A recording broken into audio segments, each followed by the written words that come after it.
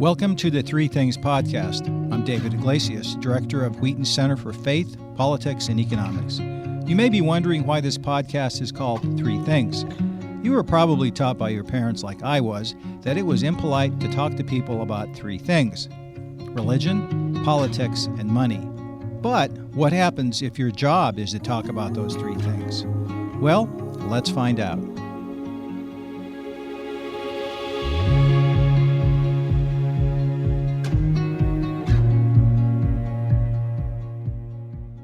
Robert Hamilton, MD, has over 3 decades of experience as a pediatrician and is the owner and founder of Pacific Ocean Pediatrics, established in 1996 in Santa Monica, California. Dr. Hamilton is also the creator of the Hamilton Hold, a method for soothing crying babies seen by over 55 million people. Wow. In his instructional video on YouTube. In addition, he has run 7 marathons to support his medical mission organization, which has been making trips to both Africa and Central America for over 20 years. He's also the proud father of 6 children and is grandfather to 11 more little ones.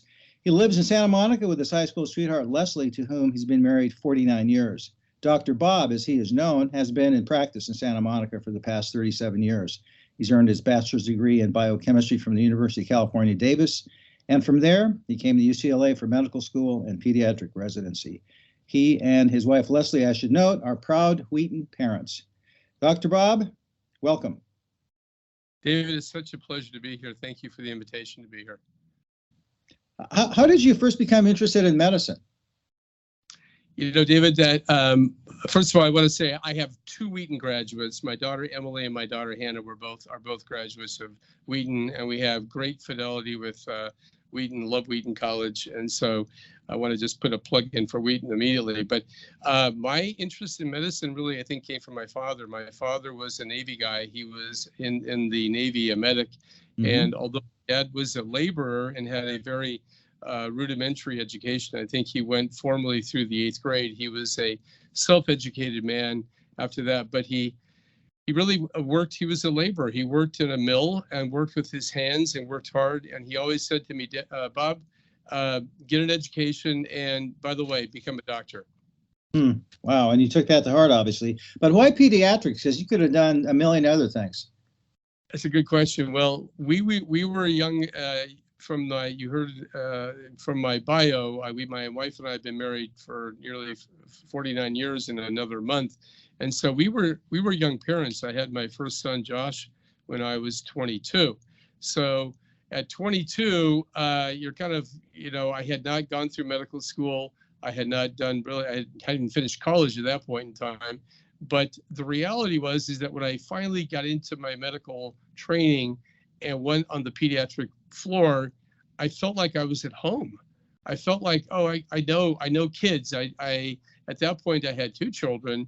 And when I walked on, the nurses said, "Boy, you seem to know what you're doing." All the other, residents and medical students seem to be afraid of children. I told them I would change diapers. And wow. So you need to be a pediatrician. I thought, you know what? Maybe this is the world I need to live in. I love it. A father at age 22, that's remarkable. I was a chicken. I didn't start till I was in my 30s. So blessings on you. So in this day of big medicine, how did you manage to run a successful small practice in Santa Monica, California? Well, that's a good question. And in today's world, it's becoming more and more challenging for young doctors who want to be independent of the big corporations to really do what I did. Basically, it took a lot of work. I was in a private practice initially before I founded Pacific Ocean Pediatrics. So I was in a big group, pretty successful group. And then they chose to be bought out by UCLA. And this is kind of a common theme here in Southern California right now, that larger entities like UCLA and Cedars and St. John's and other larger medical providers are buying private practices. So for me, at that point in time, I said, I don't want to be an employee of UCLA. And so I had enough entrepreneurism in my bones to want to go out and do something. And so I started a very, very small office. It was me, David. It was Oh me, my.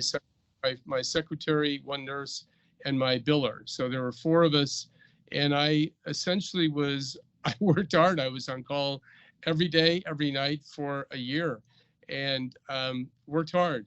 And that was kind of how it began. And then it began to grow, of course. And I took on other doctors. So, but it was a process. And I think that the bottom line was, listen, as a believer, and I really do take my faith to heart, the Bible says that Jesus came to serve and not be served, not to be served. And I really, listen, I started Pacific Ocean Pediatrics with a great amount of prayer and consultation with people. And ultimately, when I finally did get out there into practice, I really did, my purpose was to really serve my patients. And I think that was really the foundation. When I look back, that people knew that I would be there. They knew that I wasn't a machine. I wasn't like when they called, they got me. And so there was a certain amount of comfort that they derived from that. And that was what helped to build the practice. So as somebody old enough to remember Marcus Welby, MD, I do remember he made house calls. Did you make house calls in the early days of your medical practice? I did. I didn't do it frequently in Los Angeles. So LA, those of you who know LA know that LA is one big, huge, spread out metropolis. But I do occasionally, make house calls, typically to actually, I charge a lot of money when I actually get in my car and drive somewhere. There are patients, celebrities, and other people who don't want to leave their home in Beverly Hills. I go, okay, I'll come and see you, but I do charge you for that. Sure. And for those of us listening that might not have gotten the reference to Marcus Welby, that was a television show of a kindly older doctor who would make house calls way back in the early 1970s. So I'm sure you remember the show as well. So let me ask you this. What are the pros and cons of running your own medical practice? Well, the pros are the liberty. I have incredible ability to essentially do what I want to do. If I need to take a vacation or lead a medical team or whatever, I can do that within the context of my accounts receivable and what I can afford, time-wise and otherwise. So, it's a matter of the liberty and the freedom that I have is unprecedented. And all I have to do is, I have to call my bookkeeper and say, can I afford to do this? Or I look at myself and say, do I really need that, extra vacation? But that's the beauty of having your own practice, and I love it.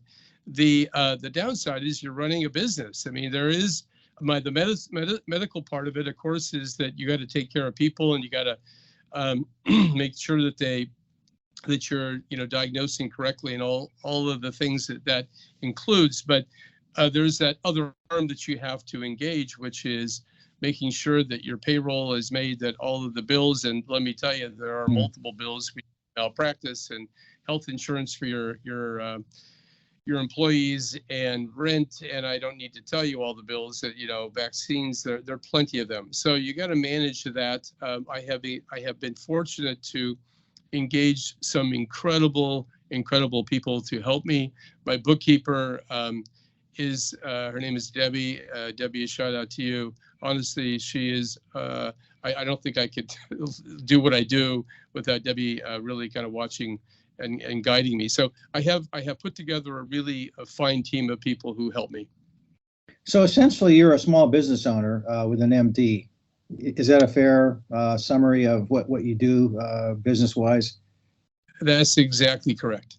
Now, looking back after all these years, are you glad you took that path? Oh my gosh, David, I can't tell you how happy I am. I really am. From just everything. I get to hire who I want to hire. I get to do what I want to do. It has allowed me really the ability to do medical missions. I started my medical mission work and you alluded to that in your introduction to me, but I lead a group called Lighthouse Medical Missions, and we have been to Africa 26 times. We've been to Central America. More recently, David, we've been going to South America. I've been going to Colombia and working with the immigrants who are pouring out of Venezuela. So I was just in a place called Cucuta, Colombia 2 months ago. Fascinating. Yeah, there's a real need for that because Venezuela is losing a lot of people due to what's going on there, and I hope they're able to turn that around. I can give you a number on that, David. They have lost 6 million out of their population, initial population 30. So 1 out of every 5 individuals who lived in Venezuela before Maduro and his predecessor, Chavez, 1 out of 5 have left that country. And so that country is being hollowed out of their young people and their workers. So this is going to be a challenge for Venezuela for many years in the future. What an absolute tragedy. Venezuela was the wealthiest country in Latin America. It had enormous oil and gas reserves, gold. And if people don't believe that politics don't make a difference, all I do is tell them to look at Venezuela. It completely ruined a wonderful country. So let me just get back one final question about small business. Do you think it's still possible for a young medical doctor leaving medical school to do what you did, or is it a lot more difficult? I think it's possible. I think you have to be really committed to the concept of what you're doing. But yes, it's entirely possible. I think it's more difficult than it was because the paradigm was different than the larger entities were beginning to stir at that point. But if you really want to do it, you can do it. There have been a handful of people in our community who have done it more recently, and they have been quite successful. Good. I'm really glad to hear that. Now, turning to your world famous technique, which is called the Hamilton Hold, you've been called the Baby Whisperer and all kinds of really interesting nicknames.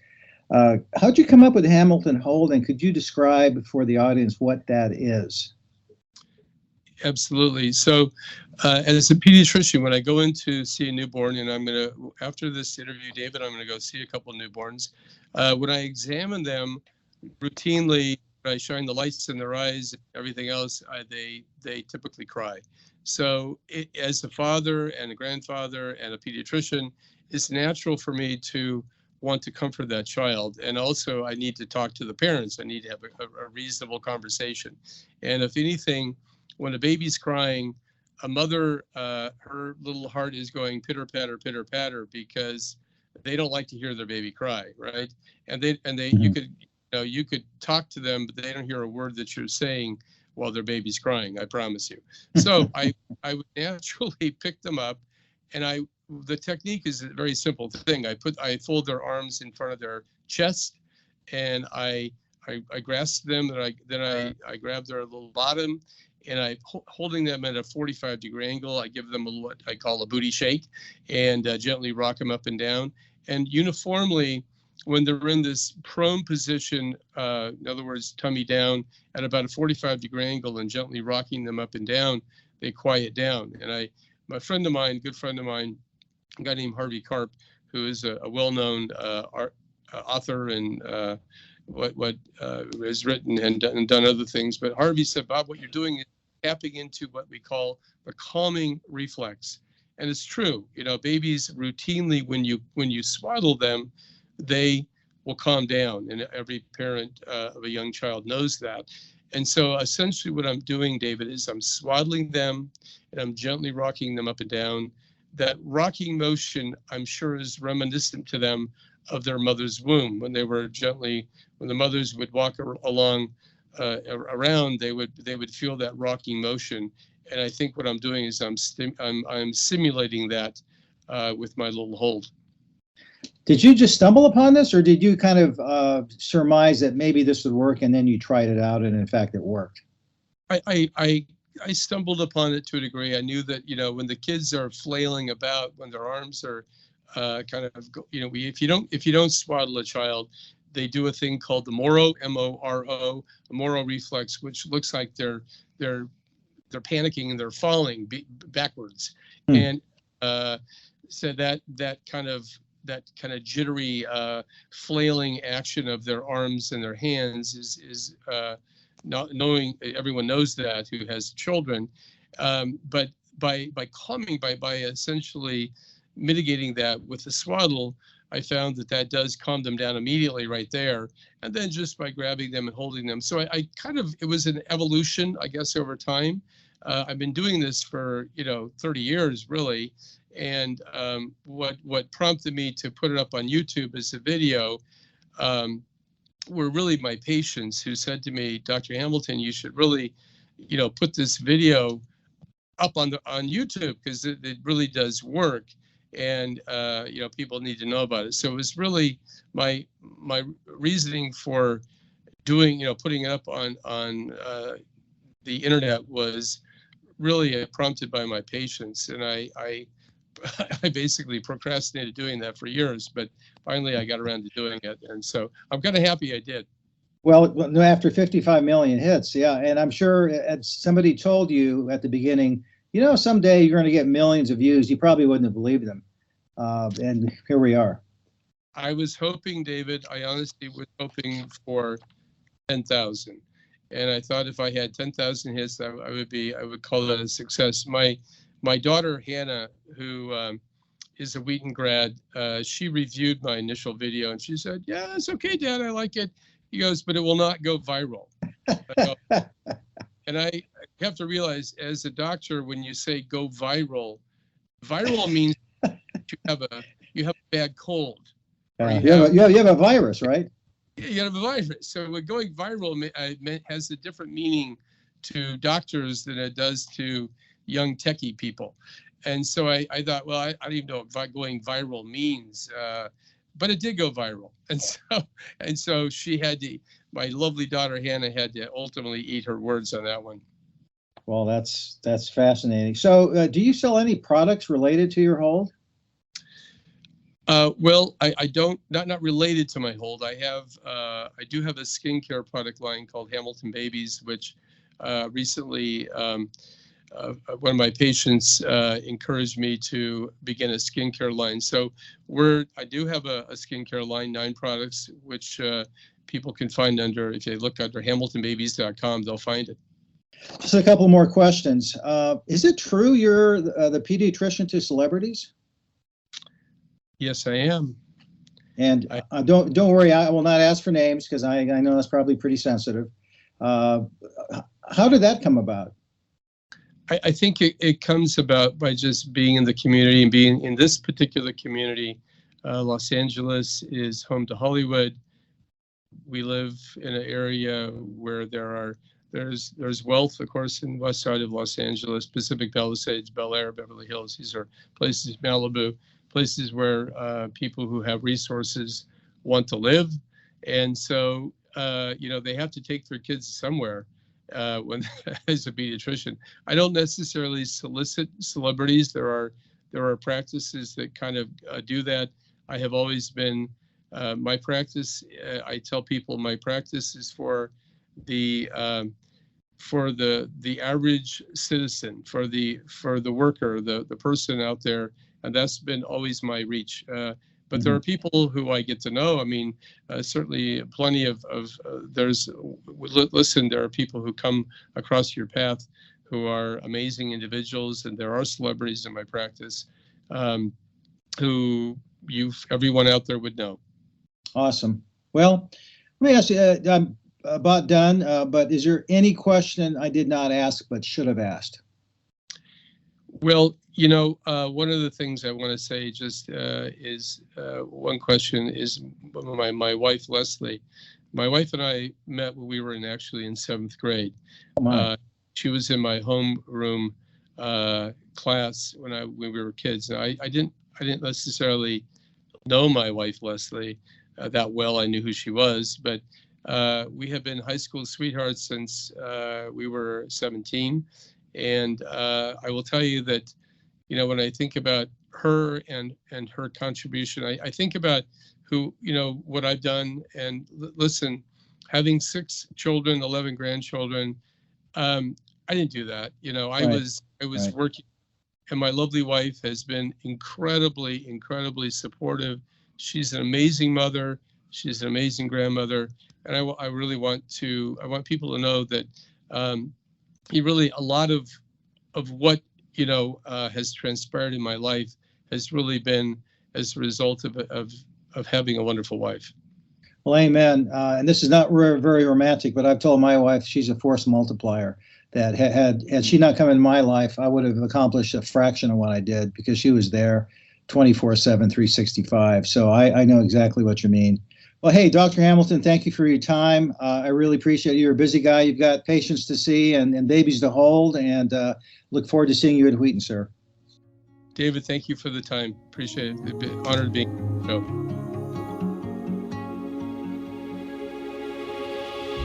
You have been listening to Wheaton's Center for Faith, Politics, and Economics podcast. 3 Things with host David Iglesias.